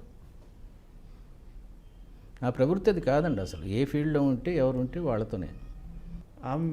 నా భాషలో అంటున్నా ఆ మిస్కమ్యూనికేషన్ చాలా దూరం వచ్చి ఇటీవల నాగబాబు బరస్ట్ అయ్యేదాకా వచ్చింది కదా. నాగబాబు బరస్ట్ అవ్వడానికి మిస్కమ్యూనికేషన్ ఇంత దూరం రాలేదు. జస్ట్ ఇన్సిడెంట్గా అయింది అనేసాడు అంతే. దానికి అప్పుడే అంతకుముందేగా నాగబాబు నా భుజం మీద చేసి మాట్లాడింది స్టేజ్ మీద మా టీవీలో 10 రోజుల క్రితమే కదండి. అదే అంతలోకి ఏం జరుగుతుంది అదే అంటారు. అప్పటికప్పుడు వచ్చిన ఒక న్యూస్ చూస్తే ఎవరికన్నా ఒళ్ళు మండుతుంది కదా. నాగబాబుకే కదా ఎవరికన్నా మండుతుంది ఆ టీవీ చూపిస్తే. అలా కరెక్ట్గా పెట్టాడు దాన్ని, ముందుది వెనకాలది తీసేసి ఎడిట్ చేసాడు. అంటే మధ్యలో ఎడిట్ చేయాల, ముందుది మెగాస్టార్ చిరంజీవి అన్నది, పవన్ కళ్యాణ్ అంటే ఆంజనేయులు అన్నది అవన్నీ తీసాడు. ఓకే. రామ్ చరణ్ తేజ అంటే రాముడి చరణాల మీద నమస్కారం చేసేవాడు ఆంజనేయులు అని చెప్పాను. అవన్నీ తీసేసి ఆపరేషన్ చేయించుకున్నాడు, అదొకటే పెట్టాడు వాడు. సాడిస్టులు రకరకాలుగా ఉంటారు, దానికి పెద్ద రియాక్షన్ ఏమన్నా. అదే మీరు వెంటనే టీవీలో రియాక్ట్ అయింది కూడా అదేదో నాకే డైరెక్ట్గా చెప్పి ఉండొచ్చుగా అని అన్నారు మీరు. పర్లేదు ఏమన్నారు. ఆ ఇన్సిడెంట్ తర్వాత మళ్ళీ ఏమైనా మాటలు కలిసాయా సార్? ఆ కమ్యూనికేషన్ మళ్ళీ ఏమైనా పాత స్నేహం మళ్ళీ? 5 నెలల నుంచి నేను బెంగళూరులో ఉంటున్నానండి, కన్నడ సినిమా తీస్తున్నాను. అందువల్ల నేను అసలు హైదరాబాద్లో ఇంక మళ్ళీ వీళ్ళని కలిసే అవకాశం కూడా లేదు. ఇప్పటి నుంచి మళ్ళీ హైదరాబాద్లో ఉంటాను. సో మళ్ళీ పెవిలియన్ నాట్ ఈ పిక్చర్ కన్నడ పిక్చర్ హిట్ అయితే మళ్ళీ తెలుగులో ఏమైనా చేయాలని ఏమైనా ప్రొడ్యూసర్ వస్తే ₹1 కోటి పోగొట్టుకోవడానికి అప్పుడు చేస్తాను తప్ప లేకపోతే చేయదు. అలా ఎందుకు అనుకుంటున్నారు? మీ నవలలే గొప్ప గొప్ప కాసుల వర్షం కురిపించాయి కదా. డైరెక్టర్ నేను కాదు కదండి. ఇప్పుడు కన్నడ పిక్చర్ చేశానంటే సాంగ్స్ లేవు, అంత కొత్త వాళ్ళు. నేను తీస్తే అట్లాగే తీస్తాను. సాంగ్స్ లేవు, ఆర్టిస్టులు అందరూ కొత్త వాళ్ళు. సో ఆ రిస్క్ తీసుకోవాలని కెపాసిటీ ఎవరికన్నా డైరెక్టర్ ప్రొడ్యూసర్కి ఉంటే వస్తాడు. అది పిక్చర్ ఇంక 10 రోజుల్లో రిలీజ్ అయిన తర్వాత కానీ తెలియదు. ఆ పిక్చర్ తీయడానికి కూడా ఐడియా ఏంటంటే 25 సంవత్సరాల క్రితం మెగాస్టార్ చిరంజీవితో సినిమా తీసి అట్టర్ ఫ్లాప్ ఇచ్చాను కదా, ఆ డిఫీట్ ఒప్పుకొని అవుట్ అయిపోయాను నేను ఫీల్డ్లోంచి. చాలామంది విమర్శకులు ఏమంటారంటే విజయం సాధించాలంటే ఓటమి నుంచే ఎత్తుక్కోవాలి, అదే గెలవాలి ఇది అని చెప్పి నువ్వే ఎందుకు అసలు సన్యాసం చేసావు అనేవాళ్ళు. నేనేమో ఆర్గ్యూ చేసేవాడిని అంటే ఇంకో పిక్చర్ చేయాలంటే ఇంకా 5 కోట్లు 6 కోట్లు పెట్టి ఎవడో ప్రొడ్యూసర్ రావాలి. నేను పిక్చర్ సరిగ్గా తీయలేనని స్టోర్టపురంతా తెలిసిపోయింది. ఇప్పుడు నేను మళ్ళీ తెలుసుకొని అన్నీ చేసి మళ్ళీ ఇంకో పిక్చర్ చేయాలంటే ఇంకో ప్రొడ్యూసర్కి 5 కోట్లు పోయే రిస్క్ ఉంది. ఎందుకు నా ఎక్స్పెరిమెంట్ కోసం గెలిపే సాధిస్తానని చెప్పడం కోసం 5 కోట్లు పోగొట్టుకోవటం అని ఆర్గ్యూ చేసేవాడిని. ఈ టైంలో కన్నడ ప్రొడ్యూసర్ వచ్చాడు, అతనికి కొడుకున్నాడు. ఆ కొడుకు కొంచెం దీంట్లో ఉన్నాడు. సైకాలజిస్టుల దగ్గరికి వాళ్ళ దగ్గరికి తీసుకెళ్తే మన ఇంట్లో రామ్ సుబ్బారెడ్డి వాళ్ళు ఉన్నారు కదా, వాళ్ళ దగ్గర తీసుకెళ్తే లాభం లేదన్నాడు. అతనికి ప్యాషన్, సినిమాల ప్యాషన్. సరే మీరు ఒక బాగా డబ్బు ఉన్నాడు ప్రొడ్యూసర్, బాగా 500 కోట్లు ఉన్నాడు. ₹1 కోటి ఖర్చు పెడితే కొంచెం సినిమా తీద్దామని ఒకటి, ఈ కుర్రోడితో నేను ఒక రకంగా ప్లాన్ చేస్తాను, ఒక ఎక్స్టెన్సిక్ ఫెలో డ్రగ్ అడిక్ట్ లాగా తీస్తానని పాత్ర స్వభావం అలా చిత్రీకరించాం. చేసిన తర్వాత 2 నెలల్లో స్క్రిప్ట్ రెడీ అయిపోయింది, చేసేసాం. 66 లక్షలు అయింది ఇప్పుడు పిక్చర్ రెడీ అయిపోయింది. కుర్రోడు ఆ రోజు నుంచి మళ్ళీ మనకన్నా అద్భుతమైన మనిషిగా తయారైపోయాడు during this 6 months period. Super. ఈ 6 నెలల్లో ఎందుకంటే అతనికి కావాల్సినది దొరికింది కరెక్ట్గా. సినిమాలో గురువుగారు అంటాడు, ఎయిర్పోర్ట్కి వస్తాడు, తనే కారులో తీసుకెళ్తాడు. అప్పటికి ఇప్పటికి తేడా తెలిసిపోయింది పూర్తిగా. ఇది మేము సాధించాం. దీనికి ఖర్చు అయింది 66 లక్షలు. Is a peanuts for the father. నాకు కూడా ఒక ప్యాషన్, నేను అనుకున్న సినిమా తీయగలిగాను. చిరంజీవితో సినిమా తీయాలంటే తప్పకుండా సాంగ్స్, ఫైట్స్ ఇవన్నీ కంపల్సరీ. అలా కాకుండా ఇప్పుడు నేను అనుకున్నట్టు తీశాను కదా, ఇప్పుడు ఇది ఫెయిల్ అయింది అనుకోండి, ఓహో నేను పనికిరాను అని అర్థం అవుతుంది. ఇప్పుడు సక్సెస్ నేను కూడా చూసావా, గెలిచానని మా వెనక చెప్పచ్చు. సో రెండు వైపులా నేను సాధించినట్టే అవుతుంది. చాలా మంచి కథతోనే కదా మీరు స్టోర్టపురం పోలీస్ స్టేషన్ స్టార్ట్ చేసింది. ఏమిటి అవి ఫెయిల్యూర్ కారణం? చాలా ఉన్నాయండి. ఫస్ట్ సాంగ్స్ అనేది నాకు నచ్చవండి సినిమాల్లో, కొంచెం అర్ధసత్య ఆ టైప్లో తీయాలని నా ఉద్దేశం.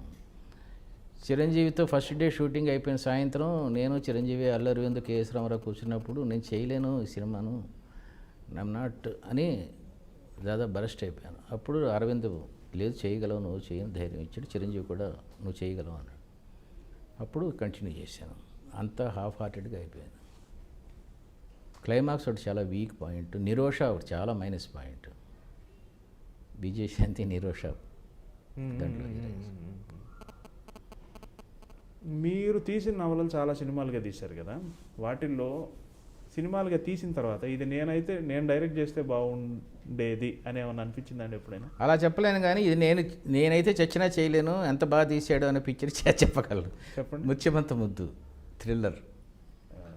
నేనైతే చచ్చినా చేయలేనండి. పినిసిటి రవిరాజ మహానుభావుడు భలే తీసాడు పిక్చర్ మాత్రం. దానికి సత్యమూర్తి కూడా బాగా యాడ్ చేశాడు స్క్రీన్ ప్లే. మరి మీరు నవల రాసినాక దాని సినిమా తీసినాక వీళ్ళు మీన్స్ డైరెక్టర్లు ఖచ్చితంగా ఇది నా ఊహలో ఒక 80% వచ్చింది అని ఎప్పుడన్నా అనిపించిందా? లేదా నా ఊహ ఇలా కాదు దీన్ని అంటే మీకు పాత్రలు, లొకేషన్లు అన్నీ మీకు మనసులో ముద్రితం అవుతూ ఉంటాయి కదా నవల రాసేప్పుడే, కథ రాసేప్పుడే, ఈ పాత్ర నేను ఊహించినట్టే ఉంది, ఈ ఈ ఈ ఈ ఈ యాంబియన్స్ నేను ఊహించినట్టే ఉంది. అట్లా బాగా దగ్గరగా వచ్చింది ఏంటి? 90% ఆఫ్ ఫిల్మ్స్ దాదాపు నేను అనుకున్నట్టు, ఎందుకంటే నేను షూటింగ్లో ఉండేవాడిని కాబట్టి. ఓకే. కానీ కొన్ని క్యారెక్టర్స్ అంటే తప్పదు కాబట్టి, ఇప్పుడు విజయశాంతి క్యారెక్టర్ ఒకటి ఉంది ఛాలెంజ్లో, చాలా డిగ్నిఫైడ్ క్యారెక్టర్ ఆవిడ. ఆవిడ కూడా ఇందువదన కొందరదన పాటలు ఇవన్నిటిలో యాక్ట్ చేసినప్పుడు ఆ క్యారెక్టర్ లాగా ఉండదు అది. ఓకే. అలా కాకుండా నేను అనుకున్నట్టు తీసి ఒక సూపర్ డూపర్ ఫ్లాప్ పిక్చర్ ఒకటి కూడా చేసాం, పేరు చెప్పను కానీ అది నేను అనుకున్నట్టే తీసాం. కోదండరాముడు పాపం ఏం చెప్తే అది విని ఇలాగే తీసాడు, నేనే డైలాగులు రాశాను, అంతా చేశాను. సూపర్ డూపర్ ఫ్లాప్ కాదు కానీ యావరేజ్గా పోయింది అది పిక్చర్, పేరు వద్దులేండి. సో నేను చెప్పినట్టు తీస్తే ఆడదుగా పిక్చరు, రైటర్ చెప్పినప్పుడు ఇప్పుడు. అందుకే మీరు చూడండి, రైటర్స్ పిక్చర్స్ అన్నీ చాలా ఫెయిల్యూర్సే. మీరు మొత్తం మన తెలుగు ఇండస్ట్రీలో రైటర్స్ అందరూ డైరెక్టర్గా చేసిన పిక్చర్లు చూడండి, నాతో సహా. ఒక జంజాల్ ఒకటే, అతను కూడా స్టోరీ నావల్ రైటర్ కాదు కాబట్టి ఇంకో రకంగా వచ్చాడు.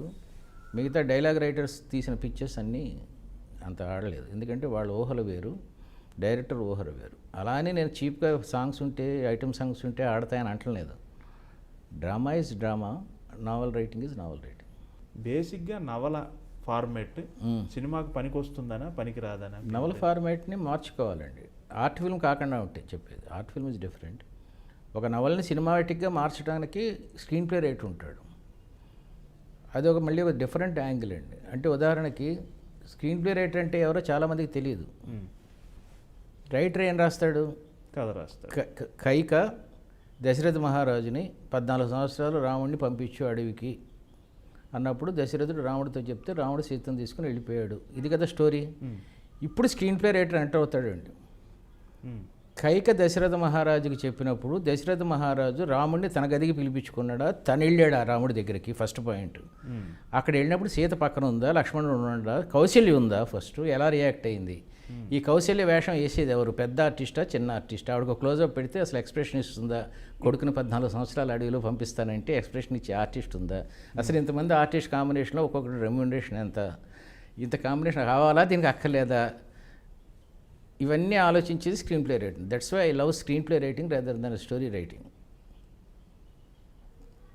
ఓకే, అర్థమైంది కదా. సీనిక్ ఆర్డర్ ఈజ్ డిఫరెంట్ అండి. స్క్రీన్ ప్లే చాలా బాగుంటుందండి. స్క్రీన్ ప్లే చాలామందికి స్క్రీన్ ప్లే అంటే చాలా చులకనైన అభిప్రాయం. ఏమైంది, డైరెక్టరే వేసేసుకోవచ్చు కదా, అది కాదు. ఎవరింటికి ఎవడు రావాలి, ఎవడితో ఎవడు మాట్లాడాలి, ఎంతసేపు మాట్లాడాలి. నువ్వు సంపూర్ణ రామాయణం తీస్తూ అడవికి 14 సంవత్సరాలు వెళ్ళినదో అరగంట తీస్తే ఎప్పుడు వెళ్ళాలి, ఎప్పుడు రావణాసురుని చేయాలి, ఇప్పుడు జటాయి ఉంటాడా లేదా, ఇవన్నీ తీసేస్తారా ఎడిటింగ్లో, ఇవన్నీ ఆలోచించుకోవాలండి. అదే సీతా కళ్యాణం తీసామనుకో, సీతా కళ్యాణం 15 నిమిషాలు చూపించవచ్చు పెళ్ళి, బాబు గారు చేసినట్టు. రాముడు నడుస్తుంటే నరుడే నడిచాడు నారాయణుడు, తన నీడ సైతము తనలాగే శోభిల్లా, ఇవన్నీ డీటెయిల్డ్గా తీసుకోవచ్చు. ఒక గంగావతరణం సాంగ్ తీయచ్చు. సంపూర్ణ రామాయణంలో అవన్నీ కుదరవు కదా, దిట్స్ బిగ్ స్టోరీ. ఇవన్నీ స్క్రీన్ ప్లే రైటర్ ఆలోచించుకో. ఏ సీన్ ఎంతసేపు పండుతుంది, 1 మినిటా 5 మినిట్సా, రామారావు గారా ఇంకెవరినానా, అలాగా బోల్డ్ పెర్మినేషన్స్లో ఆలోచించుకోవాలి. మీరు చేసిన అంటే మీ కథలు తీసుకొని చేసిన డైరెక్టర్స్లో మీరు సెట్కి వెళ్తా అని మీరే చెప్పారు. చాలా వరకు వెళ్ళేవాడిని. అవును. ఓకే, అప్పటికప్పుడు ఇన్వాల్వ్ అయిపోయి దృశ్యంలో ఇన్వాల్వ్ అయిపోయి ఇలా ఉండాలి అలా ఉండాలి అలా వేలు పెట్టిన సందర్భాలు ఉంటాయా అండి? ఫస్ట్ 2 రకాలండి. నేను చెప్తాను, మంచి మేనర్లోనే నేను చెప్పేది అర్థమైందండి. అభిలాషకి myself and Satyanand dialogue writers, Satyamurthy was the screenplay writer. ఛాలెంజ్కి Satyamurthy was the dialogue writer, myself was the screenplay writer. Okay, ఇద్దరం ఒకళ్ళ ఫీల్డ్లో ఇంకోళ్ళు వేళ్ళు పెట్టేవాళ్ళం కాదండి. ఎప్పుడన్నా షూటింగ్ మధ్యలో వచ్చి ఇక్కడ డైలాగ్ ఈ అమ్మాయి చెప్పలేకపోతుంది కొంచెం మారుస్తావా అంటే నేనుంటే నేను, సత్యమూర్తి ఉంటే సత్యమూర్తి, మార్చేవాళ్ళం తప్ప ఈ సీన్ ఎట్లా కాదు అని చెప్పి అంత అవకాశం మాకు లేదు. ఎందుకంటే కోదండరామరెడ్డి నీళ్ళ లాంటి వాడు, ఏ పాత్రలో పోస్తే ఆ పాత్రగా మారుతాడు. ఇలా కాదు బాస్ 2 మెట్లు ఉన్నాయేంటి, చిరంజీవిని 2 మెట్లు దిగిస్తే బాగుంటుంది కదా, ఏ దేశాల్లో ఉరిశిక్ష రద్దయిందో ఇలా చదవడం కాకుండా ఇలా కాగితం తీసి ఇంత కాగితం తీసి బాగుంటుంది కదా అంటే ఇమీడియట్లీ ఇంప్లిమెంట్ చేసేవాడు. అంతేగాని దూరటాలు వద్దు ఇది బాగాలేదంటాలు అవి ఏం లేవు అసలు. నేను ఎందుకు అడిగానంటే అండి, అదృష్టవంతుని ఆత్మకథ అని ఓ బుక్లో డివి నరసరాజు గారు రాశారు. ఆయన సెట్కి వెళ్తేనప్పుడు బహుశా శ్రీరంగనీతులు అనుకుంటా సినిమా, కోదండరామరెడ్డి గారేనేమో, జయసుధాస్ నాగేశ్వరరావు గారు, జయసుధ అనుకుంటా. జయశ్రీ గారు. కరెక్టేనా? ఈయన సెట్కి వెళ్ళారట. సెట్కి వెళ్తే ఇంకా ఆర్టిస్టులు అందరూ వచ్చి నగేష్ గారు వాళ్ళంతా ఉన్నారు కదా, ఆ డైలాగు ఎక్స్ప్రెషన్ వచ్చి ఈయన అడిగేస్తున్నారట. ఎవరిని? డివి నరసరాజు గారిని. డైరెక్టర్ ఎవరు? కోదండరామిరెడ్డి. కోదండరామిరెడ్డి గారు అనుకుంటున్నాను, నాకు కరెక్టే, exact గా గుర్తులేదు. కోదండరామిరెడ్డి. అయితే తప్పేముంది అందులో? అయితే నరసరాజు గారికి అది కొంచెం గిల్టీగా అనిపించింది. అదేంటండి, ఆయన ప్రయోక్త కదా. అందుకని రెండో రోజు నుంచి ఆయన సెట్కి వెళ్ళటం మానేశారు. చే. ఆయన రాసింది చెప్తున్నాను. కోదండరామిరెడ్డి ఏదైనా ఫీల్ అయితే వెళ్ళకూడదు, కానీ కోదండరామిరెడ్డి చాలా అమ్మ థ్యాంక్స్ బాస్ నువ్వు చేస్తున్నావు కదా, నాకు ఇంకేంటంటే కూర్చుని రాకపోతే కోదండరామిరెడ్డి చాలా హ్యాపీగా ఫీల్ అవుతాడు అలా ఎవరైనా చెప్తే. మోస్ట్ కంఫర్టబుల్ డైరెక్టర్ మీకు ఆయనేనా అండి? ఆయన నాకు అనిపించారు. అందరూ కంఫర్టబుల్. రాఘవేంద్రరావు గారు నీ ఇద్దరితోనే చేశారు, రాఘవేంద్రరావు కదా, ఇంకెవరితో చేయలేదు. ఈ పినిశెట్టి రవిరాజు వాళ్ళందరూ నాకు ఫస్ట్ కాపీ చూపించిన వాళ్ళే. Okay. I never involved with them. షూటింగ్లకి వెళ్ళి దగ్గర కూర్చొని చేసేది వీళ్ళిద్దరితోనే. I also believe that only. ఒక డైరెక్టర్ నమ్ముకున్నప్పుడు ఆ డైరెక్టర్తో చేశా. కోదండరామిరెడ్డి నేను రాసిన స్టోరీ నో అన్న తర్వాత అప్పుడు రాఘవేంద్రరావు గారి దగ్గరికి వెళ్ళాను. మీ నవలని సినిమాగా తీయటానికి ఒప్పుకొని సినిమా షూట్ స్టార్ట్ అయ్యాక ఎప్పుడైనా సార్ దీన్ని ఇలా మారుస్తాను సార్ కథని, డైలాగులు ఇవి కదా, ఎవరు చేశారని కదా, అలా చేస్తే ఒప్పుకుంటారా? అలా చేసిన సందర్భాలు ఏమైనా ఉన్నాయి? అసలు నేను ఎలా చేసినా ఒప్పుకుంటాను, నా డబ్బులు నాకు వచ్చేస్తే. నాకేం బిలాంగింగ్నెస్ లేదు దాని పట్ల. నాకేంటి సంబంధం, వాళ్ళ ఇష్టం అది. బట్ ఎవరు మార్చలేదు నాకు తెలిసినంతలో కథని, ఎందుకంటే నవల నచ్చేగా తీసుకున్నాడు వాళ్ళు. అదిగాక నా ప్రొడ్యూసర్స్ అందరూ కేఎస్ రామారావు కదా, నవల నచ్చిన తర్వాత అంత మార్చి చేసి అంత స్టేజ్లే సీన్లే ఉండవు, క్లైమాక్స్లు మార్చడాలు అవే ఉండవు. అదిగాక పెద్ద మేము నేనే కాదు ఎవరు పట్టించుకోరు. ఈ చిన్న చిన్న రచయితలు ఎవరైనా నా నవలు మార్చేశారని గోలపడతారో తప్ప, ఒకసారి ఆడపిల్లని అత్తారింటికి ఇచ్చిన తర్వాత వాళ్ళు బాగా పెంచితే చాలు కదా. ఆ అమ్మాయికి మైసూర్ పాక్ ఇష్టం అయితే మైసూర్ పాక్ కాకుండా గులాబ్ జామ్ పెట్టారు, మాకేంటి నష్టం? ఏదో ఒకటి పెడుతున్నారు కదా, అలా ఉంటాం మేము. మంచి ప్రొఫెషనల్ రైటర్స్ అందరూ అలాగే ఉంటారు, అంతే తప్ప చిన్న చిన్న రైటర్స్ ఏదో అంటూ ఉంటారు నా స్టోరీ మార్చేశారు అందుకే ఫెయిల్ అయింది. ఫెయిల్ అయినా సక్సెస్ అయినా మా స్టోరీయే మాదే, అంతే. స్టార్ రచయితని లేదా స్టార్ హీరోని సాధారణ జనం ప్రేమించడం అనేది జరుగుతుంది. కొన్నిసార్లు ఆ ప్రేమ ఎగ్జాగరేట్ అయిపోయి పర్సనలైజ్ చేసుకొని ఆ హీరోని మేము ప్రేమిస్తున్నాం, ఆ రచయితను మేము ప్రేమిస్తున్నాం అలా ఉంటుంది. అలా మీ సందర్భంలో అలా అన్నారా ఎవరన్నా? అంటే మామూలుగా చాలామంది ఆడపిల్లలు నేను పవన్ కళ్యాణ్ అంటే ఇష్టం అది తెలియదు నాకు అంటారా నిజంగా? ఖచ్చితంగా అంటారు. నేను చాలామంది చూసాను. నాకు 2-3 పేర్లు ఇవ్వండి సార్, ఎండమంది ప్రేమిస్తున్నాను అమ్మాయిల పేర్లు 2 ఇవ్వండి. కాదు, నేను అక్కడికే వస్తున్నాను. అంటే ఇప్పుడు నవలా రచయితల యుగం లేదు కదా, అందుకని మీ తరంలో కూడా జరిగింది కాబట్టి ఇప్పుడు కూడా చాలామంది పలాని హీరోని ప్రేమిస్తున్నాం ఇట్లాంటి ఒక దేంట్లో అంటారు వీళ్ళు? వాట్సాప్లోనా? నాకు తెలియదు కదా, ఒట్టు నిజంగా నాకు తెలియదు. దేంట్లో అంటారు వీళ్ళు ఫలానా? మామూలుగా వ్యక్తిగత సంభాషణల్లో సార్, వాళ్ళు మాట్లాడుకున్నప్పుడు, ఫ్రెండ్స్ మాట్లాడుకున్నప్పుడా, అమ్మాయిలు మాట్లాడుకున్నప్పుడా? ఓకే. ఇప్పుడు ఒక కుర్రాడు మీకు ఎలా తెలిసింది ఇవన్నీ? మీరు అలా అడిగితే చెప్పలేదు. కాదండి, మీ గర్ల్ ఫ్రెండ్ మిమ్మల్ని నాకు ప్రభాస్ అంటే ఇష్టం అంటే మీకు ఒళ్ళు మండదా? అలా అనే ఏం చేయగలం చెప్తున్నా ఊరిని. అంటే ఎలా తెలుస్తున్నాయి ఇట్లాంటివన్నీ? సాధారణంగా నేను అనుకున్న అమ్మాయిలు ఎవరు చెప్పరేమో బయటికి పలానా, అదే చెప్పేస్తున్నారా? నేను అసలు చాలా ఎలూఫ్గా ఉంటానండి. మీకు ఆ విషయం కూడా తెలియదేమో. నాకు 10 సంవత్సరాల క్రితం కొన్న కారు 25,000 కిలోమీటర్లు మాత్రమే తిరిగింది. I never go out, I never mingle with people. మీరు ఎక్కడైనా ఏదైనా సినిమా ఫంక్షన్లో కానీ, ఏదైనా రెస్టారెంట్లో కానీ, బార్లో కానీ, గోల్కొండలో కానీ ఎక్కడైనా చూసారా నన్ను? ఎక్కడ ఉండదు, చూడలేదు. I always stay in my house. మిమ్మల్ని తరచూ చూసేది ఎక్కడంటే యూట్యూబ్లో, అది పర్సనల్ ఈ వ్యక్తిగత ఇంపాక్ట్. వెళ్ళినప్పుడు ఒక కెమెరా పెడతారు అంతే. దీనికి మాత్రమే చూశాను, ఎక్కడ చూడలేదు. కనమండి అసలు ఎక్కడ ఏ ఫంక్షన్ కనమండి. నేను ఈ ప్రశ్న అడుగుతాను.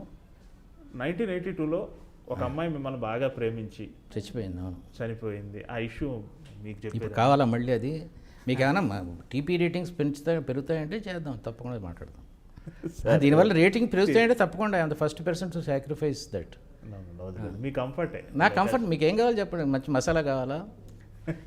ఎలా చెప్పంటారు ఆ విషయం చెప్తే చెప్తాను. నా ఉద్దేశం ఆమెను రేప్ చేసి చంపేశానని చెప్తే మీకు రేటింగ్స్ పెరుగుతాయి అంటే అది కూడా నాకు వాస్తవం తెలుసు. నాకు వాస్తవం తెలుసు. మొత్తం ఇదంతా ఎడిట్ చేయకుండా ఉంచుతారా? ఎడిట్ చేద్దాం, ఇదంతా చేస్తారు. చెయ్యండి, చేయొద్దు అంటున్నాను, చేయకుండా ఉంచండి, హ్యాపీగా ఉంచండి. నేను అనేది ఏంటంటే, ఒక అమ్మాయి వచ్చి ప్రేమించానని చెప్పింది, నాకు ఆల్రెడీ పెళ్ళయిందమ్మా అన్నాను. మరి నాకెందుకు ఉత్తరాలు రాసావు అంది. నా గర్ల్ ఫ్రెండ్గా ఉంటాయేమో అని రాశాను అన్నాను. అన్న తర్వాత ఇది తప్పు కదా అంది. నేను ముట్టుకుంటే తప్పు కానీ ముట్టుకోకుండా చెప్తున్నా కదా ఫెయిర్గా నేను గర్ల్ ఫ్రెండ్గా ఉంటానంటే కంటిన్యూ చేస్తాను, లేదంటే నేను చాలా హ్యాపీగా ఉన్నాను నా వైఫ్తో అన్నాను. ఆ రాత్రి చచ్చిపోయింది, అంతే కదా, ఇంకేముంది ఇందులో. ఓకే. మనం ఎక్కువ ఎక్స్పెక్ట్ చేసినప్పుడు ఒకసారి ఎక్స్పెక్టేషన్స్ ఫెయిల్ అయితే వీ టేక్ ఎరాటిక్ స్టెప్స్. దానికి అది ఉదాహరణ. దీనికి ఇంకా ఏమీ చాలా సాక్ష్యాలు ఉన్నాయి. మా మదర్ ఉంది, మా మదర్ కాదు మా గ్రాండ్ మదర్ ఉంది అదే హోటల్లో నాతో పాటు. అంటే ఏదో జరిగిందని కదా సార్, వాస్తవం నాకు తెలుసు. నేను అమ్మాయిలు ప్రేమించడం కరెక్ట్. నేను ఇప్పుడు ప్రేమించే గుణం దీని మీద అడుగుదాం. దీనికన్నా ఇంకా బెటర్ పాయింట్ ఇవాళ న్యూస్ ఒకటి వచ్చింది. ఒక అమ్మాయి ఒక అబ్బాయిని ప్రేమించి వాడు రూమ్కి వెళ్ళినప్పుడు వాడు సీక్రెట్ కెమెరా పెట్టి స్పై కెమెరా పెట్టి మొత్తం షూట్ చేసి వాడు నైజం తెలుసుకున్న అమ్మాయి దూరంగా వెళ్ళిపోతే అవునట. వాడికి ఆ అమ్మాయికి పెళ్లి కుదిరినప్పుడు వాట్సాప్లో ఆ పెళ్లి కొడుకుకి వీడు పంపిస్తే ఆ పెళ్లి కొడుకు నాన్న అరెస్ట్ చేసుకుంటే ఈ అమ్మాయి పోలీస్ కంప్లైంట్ ఇచ్చి వాడిని అరెస్ట్ చేయించింది. ఇది కదా స్టోరీ. మనం ఇలాంటి ప్రొడక్టివ్ ఇంటర్వ్యూస్లో చెప్పాల్సిన పాయింట్ ఏంటంటే don't involve your self till marriage.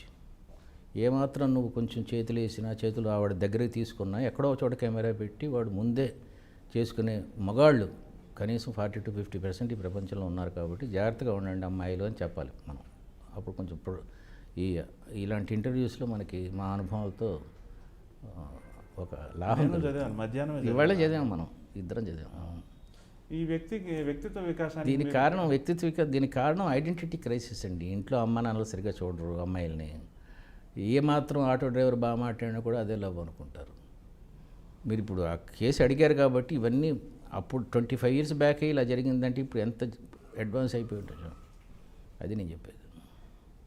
చెప్పండి, యూ ఆర్ ఆస్కింగ్ సంథింగ్. అదే సెన్సిటివిటీ గురించి అడుగుదామని. దాని సెన్సిటివిటీ అనరండి, అదే సెన్సిటివ్ అంటారు చాలామంది. సెన్సిటివ్ అంటారు అమ్మాయిలు, నాకు నవ్వొస్తుంది. సెన్సిటివ్ అంటే అది కాదు. సెన్సిటివ్ అంటే ఒక ఎలక్ట్రిక్ వైర్ మీద పక్షి చచ్చిపోతే ఏడవటం, ఒక చెట్టు కొట్టేస్తుంటే ఎలక్ట్రిసిటీ ఏడవటం, ఒక బెచ్చగత్త చలికి వణుకుతుంటే దాన్ని సెన్సిటివ్నెస్ అంటారు. ఇది సెంటిమెంటలిజం. సెంటిమెంటలిజం అంటే అరగంట ఫోన్ ఆలస్యం అయితే ఏడవడం బాయ్ ఫ్రెండ్ నుంచి. అపరిపక్వ. నేను చాలా సెన్సిటివ్, నాకు ఫ్రెండ్ ఫోన్ చేయకపోతే ఏడు చేస్తానండి. ఆ సెన్సిటివ్నెస్ కాదు, స్టూపిడ్ సెంటిమెంటలిజం. అది ఐడెంటిటీ క్రైసిస్. సెన్సిటివ్నెస్ ఎప్పుడూ చాలా మంచిదండి. భావుకత్వం, భావోద్వేగాలు, రొమాంటిసిజం ఇవన్నీ చాలా మంచివి. సెన్సిటివ్గా ఉండాలి. చీమకు అపకారం జరిగినా ఏడుస్తున్నాను. అది నాకు లాభం లేని విషయాల్లో నేను బాధపడటం సెన్సిటివ్నెస్. ఒక అన్యాయం జరిగినప్పుడు. ఈ మధ్యకాలంలో కొన్ని వేల మంది స్టూడెంట్స్ని మీరు ఫేస్ చేశారు, వాళ్ళకి చాలా చెప్తున్నారు కదా. ఈ అనుభవం ఎలా ఉంది? అయిపోయింది, చాలా బాగుంది. మీకు ప్రధానంగా వాళ్ళు ఎదుర్కొంటున్న సమస్యల్లో మీరు దేని ప్రధానంగా అనుకుంటున్నారు? ఎక్కడ మీ అవసరం? గమ్యం లేకపోవటం అండి వాళ్ళకి. గమ్యం లేకపోవటమును ఎవేజివ్ ఇంట్రెస్ట్ అంటారు చూడండి, చెప్పాను ఆల్రెడీ. సెల్ ఫోన్లు, సినిమాలు, ఒక ఐడియల్ హీ ఉండటం. ఆ ఐడియల్ హీ ఏ ఫీల్డ్లో ఉన్నాడో ఆ ఫీల్డ్ వీళ్ళకి సంబంధం లేని ఫీల్డ్. ఓకే. స్టూడెంట్కి ఎవరికి జీవితంలో పైకి వచ్చేవాడికి ఐన్స్టీన్ ఐడియల్ హీ అవ్వడం, ఒక సినిమా యాక్టర్ ఐడియల్ హీ అవుతాడు. అది ప్రాబ్లం. వాళ్ళ గమ్యం వాళ్ళకి తెలియదు. గమ్యం వేరు, కోరిక వేరండి. నా కోరిక మిస్ ఇండియాని పెళ్లి చేసుకోవటం, అది అవదు. నా గమ్యం CA పాస్ అవటం, అది అవుతుంది. సో వీళ్ళ కోరికలన్నీ డిఫరెంట్గా ఉంటాయి. వీడికి ఓ అంటే డమ్ రాదు, IAS అవ్వాలంటాడు. కోరిక గమ్యంగా మారాలంటే బాగా చెప్పారు. కోరిక ప్లస్ కృషి ఈజ్ ఈక్వల్ టు గమ్యం.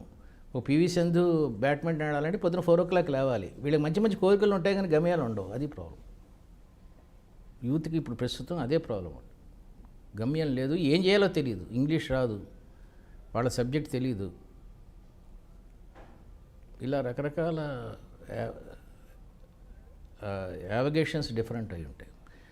కానీ నేను బాధపడే విషయం ఏంటంటే చదువు అద్భుతంగా ఉంటుందండి. అంత చదువుని వదిలేసి వీళ్ళు ఏం ఆనందిస్తున్నారో నాకు అర్థం కావట్లేదు. పోనీ గంజాయి తాగి మెథడిన్ ఇంజెక్షన్ చేసుకొని 10 రోజులు పడుకుంటారంటే అంత కెపాసిటీ కూడా ఉండదు. ఒక ఫుల్ బాటిల్ మందు తాగుతారంటే కెపాసిటీ ఉండదు, డబ్బులు ఉండవు, ఏమీ చేయలేరు వాళ్ళు అసలు. అది నా యూత్తో వచ్చిన బాధ. ఐ థింక్ నేను క్లియర్గా చెప్పినా లేదు, నాకు అర్థం కావట్లేదు. చెడిపోవడం కూడా చేత కాదని చెప్పడం, వీళ్ళకి పూర్తిగా చెడిపోవడం కూడా చేత కాదు. చదువు నిజంగా అద్భుతమైన విషయం అండి. వీళ్ళు ఆడుకునే క్రికెట్ కానీ, లేకపోతే గేమ్స్ కానీ, స్పోర్ట్స్ కానీ, చదువు కానీ, వీణ వాయించడం కానీ, పియానో ఏదైనా సరే, చిత్రలేఖనం కానీ, వీటిలో ఉండే ఆనందం ఇప్పుడు యూత్ అనుభవిస్తున్న దేంట్లోనూ లేదని నేను మనస్ఫూర్తిగా నమ్ముతానండి. అసలు లలిత కళల్లో దేని మీద ఆసక్తి ఉంటుంది? దేని మీద ఉంటలేదండి. ఎందుకంటే నలుగురు ఫ్రెండ్స్ ఏమీ లేని వాళ్ళు ఒకళ్ళతో ఒకళ్ళు మాట్లాడుకోవడం, వాట్సాప్లో మెసేజ్లు పంపించుకోవటమే జీవితం అనే స్టేజ్లో ఉన్నారండి చాలామంది. అది ప్రాబ్లం. వీళ్ళు 2 సంవత్సరాలు తిరిగేసరికి పేరెంట్స్ అవుతున్నారండి. ఇంక వీళ్ళు ఏం పోషిస్తారు? వీళ్ళకే జీవితం అంటే ఏంటో తెలియదు. వీళ్ళు పిల్లల్ని ఏం పోషిస్తారు? తిరుపతి తీసుకెళ్ళి గుండు కొట్టించడం తప్ప.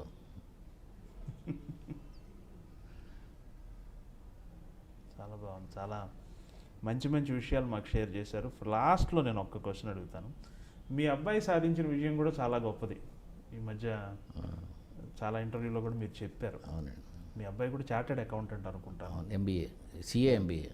అది చాలా చిన్న వయసులోనే మంచి స్థాయికి వెళ్ళి ఇలా అయింది కదా. కొంచెం మీ అబ్బాయి గురించి చెప్పండి సార్. మా అబ్బాయి గురించి కాదు కానీ మా గ్రాండ్ మదర్ సన్ గురించి చెప్తానండి. అది ఇంకా బెటర్ కదా. ప్లీజ్ చెప్పండి. వాడికి 11 ఏళ్ళు. He plays piano. పియానోలో 12 గ్రేడ్స్ ఉంటాయండి. 8th గ్రేడ్ పాస్ అయిపోయాడు 11 ఏళ్ళకి. ఇంకా 3 గ్రేడ్స్ చేస్తే he can be A master in piano. First point. He represented his country in junior tennis. తన దేశం తరఫున జూనియర్ టెన్నిస్ ఆడటానికి రెడీ అవుతున్నాడు. ప్రస్తుతం ఇక్కడే ఉన్నారండి? వియత్నాం. మూడో పాయింట్ ఏంటంటే రష్యా వెళ్ళి అబాకస్లో పాల్గొన్నాడు. అబాకస్ అంటే మ్యాథమెటికల్ జీనియస్. సో నేను పిల్లలకి చెప్పేది ఏంటంటే 11 ఏళ్ల వయసులో మూడు మ్యూజిక్, స్పోర్ట్స్, చదువు ఇలా పెంచండి మీ పిల్లల్ని. అడ్డంగా పెంచండి, నిలువుగా పెంచడానికి ట్రై చేయకండి కొంతకాలం వరకు. నిలువుగా పెంచడం అంటే IIT గ్రాడ్యుయేషన్, MBBS, అది నిలువుగా పెరగటం అండి. ఇంకా నువ్వేం చదవద్దు, అది సరే నీకు ఇంకేం వద్దు, గేమ్స్ వద్దు, స్పోర్ట్స్ వద్దు, పెయింటింగ్ వద్దు, మ్యూజిక్ వద్దు, చదువు చదువు చదువు. నీ అంబిషన్ IIT అంటే నిలువుగా పెరగటం. ఒక స్పోర్ట్స్, ఒక గేమ్స్, ఒక పియానో, లేకపోతే ఒక చిత్రలేఖనం అడ్డంగా పెరగటం. ఇవన్నీ ఇలా వచ్చినప్పుడు పిరమిడ్లా రావాలి. 10th క్లాస్ వచ్చేసరికి 2 వదిలేయాలి, ఇంటర్మీడియట్ వచ్చేసరికి ఇంకో 2 వదిలేయాలి, ఇంకొకటి వదిలేయాలి, అప్పుడు IIT అవ్వాలి. ఇది నా థీరీ. బ్రహ్మాండం. అప్పుడు ఏమవుతుంది? నీకు చదువు బోరు కొడితే పియానో వాయించుకుంటావు, పియానో బోరు కొడితే బొమ్మ వేసుకుంటావు. గాసిప్ చేయడానికి ఫ్రెండ్స్ ఉండరు, అభిమానులు ఉంటారు, అనుచరులు ఉంటారు. నువ్వు నడుస్తుంటే వెనకాల వచ్చేవాళ్ళు ఉంటారు తప్ప ఫ్రెండ్స్ అక్కర్లా. నీకు నిజంగా కష్టం వస్తే ఆదుకునేవాళ్ళు కొన్ని లక్షల మంది ఉంటారు. మోడీకి కష్టం వస్తే ఆదుకునేవాళ్ళు కొన్ని 100 మంది ఉంటారు. అతనే గాసిప్ చేయడుగా, అక్కర్లేదుగా గాసిప్. అది నేను చెప్పే థీరీ. మనసులో మాట చెప్పుకోవడానికి రాయి, కవిత్వం రాయి, పోయిటరీ చేయి, నవలలు రాయి. మంచి ఫ్రెండ్స్ ఎవరన్నా ఉంటే మాట్లాడు, మరి స్పెండ్ చేయొద్దని అంటున్నా. కానీ గంటల తరబడి వాట్సాప్లు ఇవన్నీ ఎందుకు అంటాను? నువ్వు ఒక మెసేజ్ పెడితే 1,00,000 మంది చదివే స్టేజ్కి రావాలి తప్ప నీవెవడ మెసేజ్ తీసుకుని దానికి రిప్లై ఇచ్చి మళ్ళీ నువ్వు మెసేజ్ ఇచ్చి వాడు రిప్లై ఇచ్చి ఎందుకు ఈ గొడవ అంతా? నేను అది యూత్ కూడా అదే చెప్తా. పవన్ కళ్యాణ్కి చప్పట్లు కొడుతున్నావు, బట్ 40th ఇయర్లోనే నీకు చిన్న పోస్టర్ అన్నా పడాలిగా, ఎక్కడన్నా స్టాంప్ అన్నా పడాలిగా, దానికి ట్రై చేయంటాం. ఇది తప్పని నేను అంటున్నా. పవన్ కళ్యాణ్ ప్రస్తావన వచ్చింది కాబట్టి అడుగుతున్నా. అనుబంధ ప్రశ్న అనుకో. నాకు తెలియదు అసలు పవన్ కళ్యాణ్ ఒకసారి 2 సార్లు కలిసే లైఫ్లో. చెప్పండి. అంతే. ఇప్పుడు అంటే మీరు చిరంజీవి గారి దగ్గర ఏదైతే ఊహించారో ఇలా చేస్తే బాగుండనే, బహుశా ఈయన ఆ పద్ధతిలో వెళ్తున్నారేమో కదా. అంటే మీరు అన్నారు జనసేన పెట్టి వెళ్తున్నాడా ఎక్కడికన్నా? ఎక్కడ సమస్య ఉంటే అక్కడికి వెళ్తున్నాడా అంటున్నాను. నాకు తెలియదు. వెళ్తుంటే గుడ్, వెళ్ళాలి. అది ఎప్పుడూ రాజకీయ నాయకుడు మంచి లక్షణం, వెళ్ళాలి. వెళ్తున్నాడా లేదో నాకు తెలియదు. చాలా సంతోషం సార్, మీరు టైం ఇచ్చారు, మాకు ఇంటర్వ్యూ ఇచ్చారు. అదేంటండి అపరిపక్వంగా నేను అడిగితే లేదు. విన్ మూవ్ అంటారు దీన్ని. అంటే ఇప్పుడు ఇది చూశారనుకోండి కొంతమంది, నాకు కొంత బెనిఫిట్, పాపులారిటీ వస్తుంది, ప్లస్ వాళ్ళకి ఏదైనా బెనిఫిట్ ఉంటే వాళ్ళకి బెనిఫిట్ వస్తుంది. పర్సనల్గా నాకు బెనిఫిట్, ఎందుకంటే మీ నుంచి కొత్త విషయాలు చాలా తెలిసాయి. ఛానల్ కూడా లాగా అన్నారే, అది బాగుంది, చాలా గొప్ప అంశం. అది కరెక్ట్. ఇప్పుడే వచ్చింది ఐడియా, ఇప్పుడు చెప్తుంటేనే వచ్చింది ఐడియా.